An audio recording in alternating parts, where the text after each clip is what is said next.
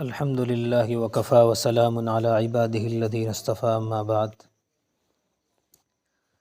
آج جو ہے تفسیر کا ہمارا چھٹا سبق ہے۔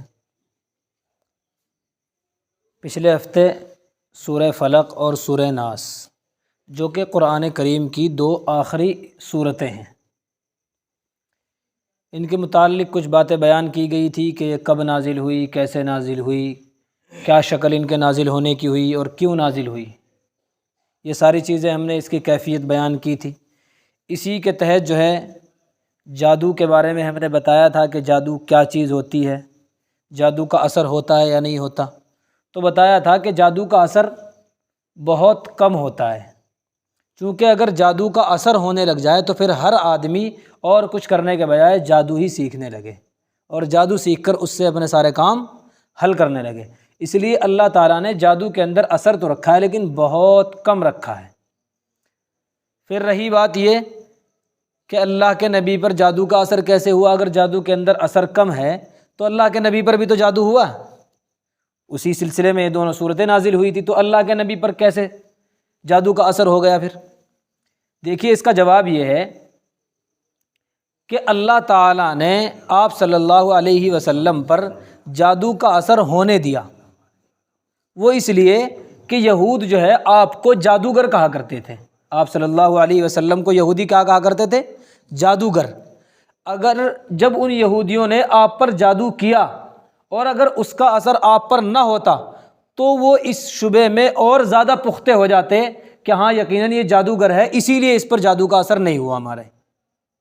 اس لیے اللہ نے ان کے جادو کا اثر آپ پر ہونے دیا تاکہ ان کے سامنے یہ بات کھل جائے اور واضح ہو جائے کہ آپ صلی اللہ علیہ وسلم کوئی جادوگر نہیں ہے۔ اس لیے آپ صلی اللہ علیہ وسلم پر جو ہے جادو کا اثر ہوا۔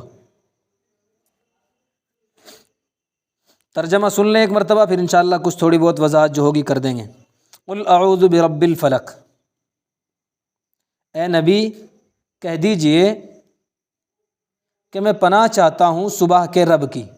فلق کہتے ہیں صبح کو، صبح بھی صبح صادق، جب صبح روشنی پھوٹتی ہے نا بالکل شروع میں، تو بہت ہی سہانا وقت ہوتا ہے اس وقت کا، ٹھنڈی ٹھنڈی ہوائیں چل رہی ہوتی ہیں، بہت اس وقت لذت انسان کو محسوس ہوتی ہے۔ تو اس وقت وہ کہتے ہیں فلق، صبح کے وقت کو۔ تو میں پناہ چاہتا ہوں اس پروردگار کی یا صبح کے پروردگار کی۔ من شر ما خلق، کس چیز سے پناہ چاہتا ہوں؟ ہر اس چیز سے جس کو اس نے پیدا فرمایا، یعنی کہ اللہ نے جس چیز کو بھی پیدا فرمایا اس کے شر سے، اس کی برائی سے جو ہے میں پناہ چاہتا ہوں۔ ومن شر غاسق اذا وقب، اور اندھیری رات کے شر سے، اندھیری رات کی برائی سے جب کہ وہ چھا جائے۔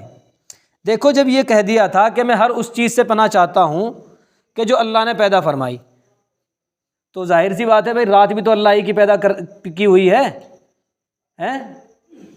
رات بھی تو اللہ ہی کی پیدا کی ہوئی ہے، تو اب رات کا ذکر الگ سے کرنے کی کیا ضرورت تھی؟ مثال کے طور پر کہ بھئی ایک جگہ کھانا کھانے کے لیے گئے، ہم کہیں دعوت میں گئے، اب وہاں 5-7 ڈشیں بنی ہوئی ہیں، الگ الگ چیزیں بنی ہوئی ہیں، 5-7 طرح کی چیزیں ہیں۔ اب آپ نے یہ کہہ دیا کہ بھئی کھانا لاؤ میرے لیے، اب ظاہر سی بات ہے جب یہ کہہ دیا کہ کھانا لاؤ میرے لیے تو اب ساری چیزیں آئیں گی اس میں، تو بھائی اگر کہیں بریانی ہے، قورمہ ہے، نان ہے اور دوسری چیزیں ہیں، زردہ ہے، تو وہ ساری چیزیں آ جائیں گی کھانے کے اندر۔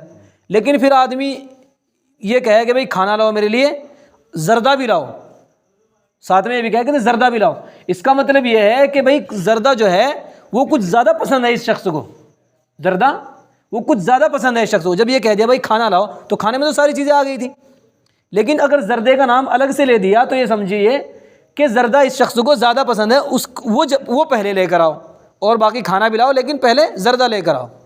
تو اسی طرح اس صورت کے اندر اللہ نے کیا کہا کہ اے نبی پناہ چاہیے ہر اس چیز کے شر سے، ہر اس چیز کی برائی سے جس کو میں نے پیدا کیا ہے۔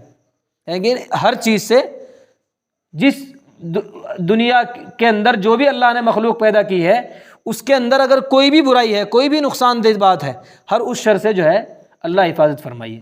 پھر خاص طور پر فرمایا من شر غاسق اذا وقب، کہ رات کے شر سے، رات کی برائی سے جب وہ چھا جائے۔ اس کو خاص طور پر اس لیے بیان فرمایا کہ دیکھو ہر چیز کی برائی سے حفاظت فرمائیے، خاص طور سے رات کی برائی سے، چونکہ رات کے اندر جادو وغیرہ جو ہیں یہ رات کے اندر زیادہ ہوتے ہیں۔ اور آپ صلی اللہ علیہ وسلم پر جب یہ صورت نازل ہوئی تو اس وقت آپ پر جادوئی کا اثر تھا، تو چونکہ جادو جو لوگ کرتے ہیں وہ اکثر و بیشتر رات کے وقت میں کرتے ہیں، تو اس لیے رات کی برائی سے خاص طور پر پناہ چاہی گئی ہے۔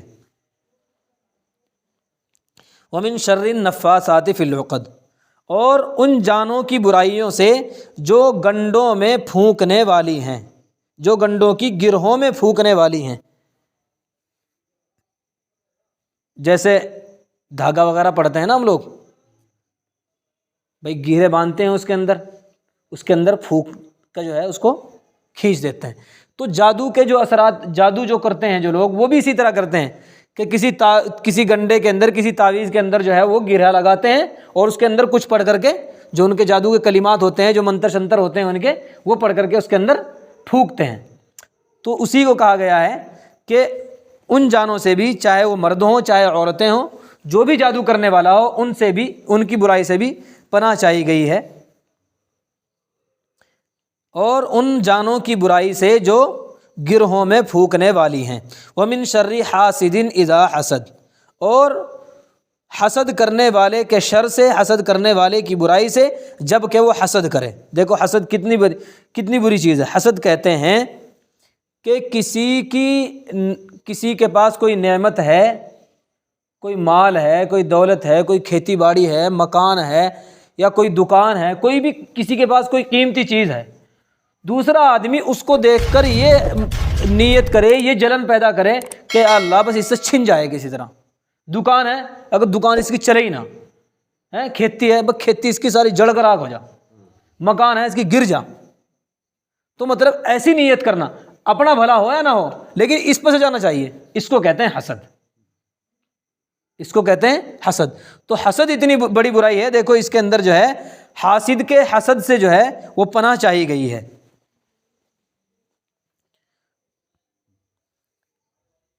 سورہ ناس مکیہ، بسم اللہ الرحمن الرحیم، دوسری سورت۔ قل اعوذ برب الناس، اے نبی کہہ دیجئے کہ میں پناہ چاہتا ہوں لوگوں کے رب کی، ملک الناس لوگوں کے مالک کی، الہ الناس لوگوں کے معبود کی۔ تینوں جملوں کا مطلب ایک ہی ہے کہ میں اللہ کی پناہ چاہتا ہوں۔ بھائی لوگوں کا رب وہ بھی اللہ ہی ہے، لوگوں کا مالک وہ بھی اللہ ہی ہے، اور لوگوں کا معبود وہ بھی اللہ ہی ہے۔ تینوں جملوں کا مطلب ایک ہی ہے کہ میں اللہ کی پناہ چاہتا ہوں۔ کس چیز سے؟ من شر الوسواس الخناس، وسوسہ ڈالنے والے کے شر سے، اس وسوسہ ڈالنے والے کے شر سے جو وسوسہ ڈال کر پیچھے کو ہٹ جاتا ہے۔ کیا مطلب؟ ایک حدیث کے اندر آتا ہے کہ جب بچہ کوئی پیدا ہوتا ہے نا انسان کا، تو اس کے ساتھ ساتھ ایک شیطان بھی پیدا ہوتا ہے جو اس کے دل پر مسلط ہو جاتا ہے، جو اس کے دل پر مسلط ہو جاتا ہے۔ جب انسان جو ہے ہوش میں آ کر غفلت کو چھوڑ کر اللہ کے ذکر میں مشغول ہوتا ہے تو وہ شیطان جو ہے پیچھے کو دبک کر بیٹھ جاتا ہے، اور جب انسان جو ہے اللہ کا ذکر کرتا ہے، اللہ کے ذکر سے غافل ہو جاتا ہے، اللہ کے ذکر کو چھوڑ دیتا ہے، پھر وہ شیطان جو ہے اس کے دل کے اندر وسوسے، الٹی سیدھی باتیں ڈالنے لگتا ہے۔ تو اسی کو کہا گیا ہے کہ من شر الوسواس الخناس، کہ اس وسوسے ڈالنے والے کے شر سے، اس وسوسے ڈالنے والے کی برائی سے جو پیچھے کو ہٹ جاتا ہے، وسوسہ ڈال کر پیچھے کو ہٹ جاتا ہے۔ الذی یوسوس فی صدور الناس، وہ جو وسوسے ڈالتا ہے لوگوں کے دلوں میں، جو لوگوں کے دلوں میں وسوسے ڈالتا ہے۔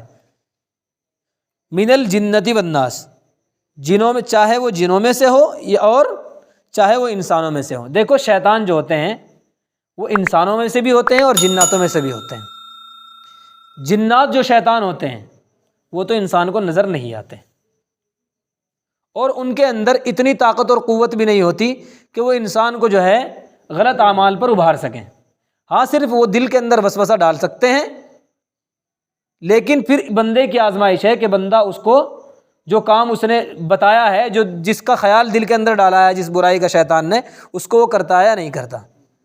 ایسے ہی انسانوں میں بھی کچھ شیطان ہوتے ہیں، وہ ہوتے ہیں کہ جو اس طرح کی باتیں کرتے ہیں کہ جن کو سن کر انسان جو ہے بد دل ہو جاتا ہے، ان کو بھی شیطان کہا گیا ہے۔ جن باتوں کو سن کر بد دل ہو جاتا ہے انسان، وہ بھی انسانوں میں سے شیطان ہے۔ تو یہ جو ہے 2 صورتیں، یہ قرآن کریم کی دونوں آخری صورتیں ہیں، سب سے آخر میں رکھی گئی ہیں دونوں صورتیں، ان کو کہتے ہیں معوذتین۔ دیکھو ان کی ایک فضیلت تو یہ یاد رکھو کہ اللہ کے نبی صلی اللہ علیہ وسلم رات کو سوتے وقت ان دونوں صورتوں کو پڑھ کر اپنے ہاتھوں پر دم کرتے اور ان ہاتھوں کو اپنے بدن پر پھیر لیا کرتے تھے، پھر آپ سویا کرتے تھے۔ چونکہ ان صورتوں کے اندر جو ہے برائیوں سے، شر سے، دنیا کے ہر چیز کے، دنیا کی ہر مخلوق کے شر سے جو ہے حفاظت مانگی گئی ہے، امن مانگا گیا ہے۔ تو جب انسان اس کام کو کر کے سوئے گا تو انشاءاللہ وہ اللہ کی حفظ و امان میں رہے گا اور اللہ کی پناہ میں رہے گا۔